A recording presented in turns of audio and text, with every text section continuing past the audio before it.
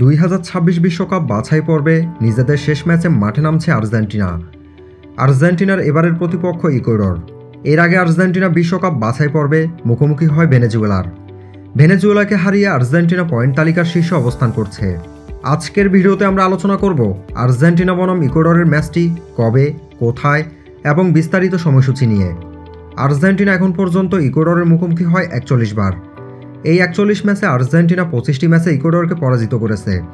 বিপরীতে ইকুয়েডর জয়লাভ করেছে 5টিতে এবং ম্যাচ ড্র হয় 11টিতে।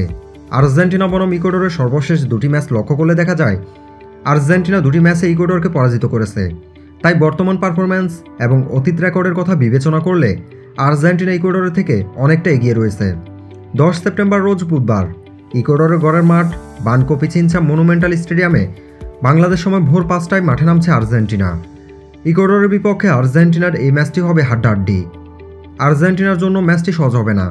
এর প্রধান একটি কারণ ইকুয়েডরের ম্যাচটি ইকুয়েডরের ঘরের মাঠেই হচ্ছে, তাই ইকুয়েডর পাবে বাড়তি সুবিধা।